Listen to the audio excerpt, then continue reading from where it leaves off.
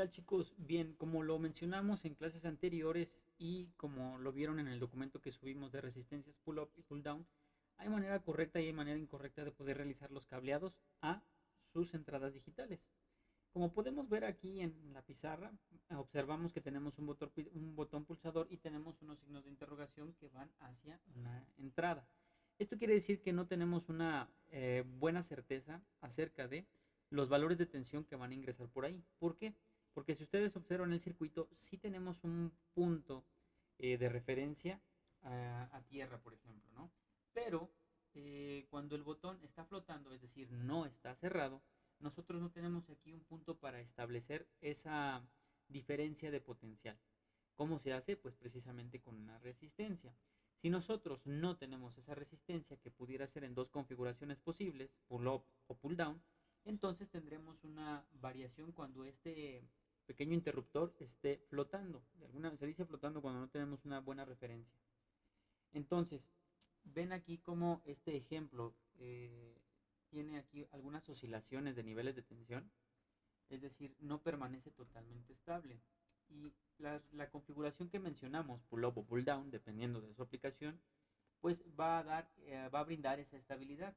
Aquí probablemente el nivel lógico, que sea de los, no sé, tal vez los 5 volts, está por acá, o tal vez un poquito más abajo, ¿no? Pero observen cómo tenemos en algún punto partes más álgidas y partes menores. Esto nos da una variación del nivel de tensión que está realmente ingresando al pin en cuestión. Ajá. De hecho, incluso también en una parte inferior, donde sería un estado lógico cero, probablemente también tenemos pequeñas variaciones debido a malas conexiones, que los cables o alambres funcionen como antenas por estar demasiado largos, que hay algún falso o precisamente que hay algún potencial de tipo estático en el ambiente o cerca al cableado que estamos elaborando. Entonces, ¿cuál fue el que utilizamos nosotros en los ejemplos? Nosotros utilizamos este arreglo, ¿sí? Este arreglo es un arreglo de resistencias pull down porque hace lo que menciona el documento, que de alguna manera da una referencia hacia el inferior, es decir, hacia la diferencia de potencial más negativo, la menos positiva. Ok, eh, entonces tenemos aquí, por ejemplo, en este punto tenemos un valor positivo, pero solamente va a ser válido cuando el interruptor se encuentre haciendo contacto.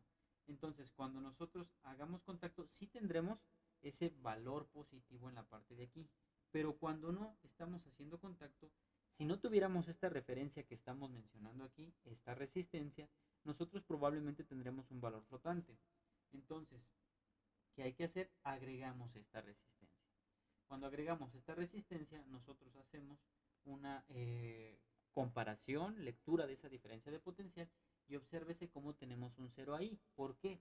Pues porque la diferencia de referencia de potencial está aquí respecto de esta resistencia. Entonces, cuando no está activado el micro switch, se está adquiriendo un cero de ese botón, de esa parte del circuito. Pero cuando se presiona, entonces ya tenemos ahí el cambio de nivel de tensión. Obsérvese cómo cuando nosotros tenemos aquí ya el botón presionado, nosotros tenemos un flujo de corriente hacia la resistencia, ¿no? Bueno, en este caso, aquí. ¿Por qué no se va al microcontrolador? Al microcontrolador no se va porque si ustedes leen la hoja de especificaciones, presenta terminales con alta impedancia. Esto es precisamente para realizar este tipo de funciones. Es decir, para que venzan la resistencia que tiene hacia el circuito interno, hacia cerrar un circuito dentro del Arduino, tendrían que tener una diferencia de potencial mucho más grande y tendría que tener otro camino con mucho más resistencia para que entonces pudiéramos de alguna manera dañar el microcontrolador o provocar ese otro flujo.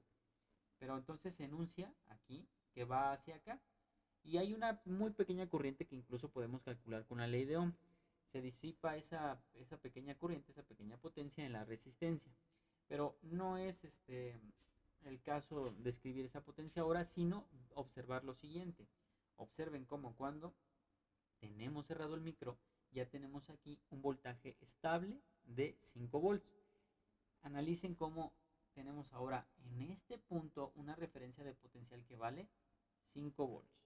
Pero cuando se encuentra abierto, entonces tenemos esta referencia de potencial que ahora vale 0 volts.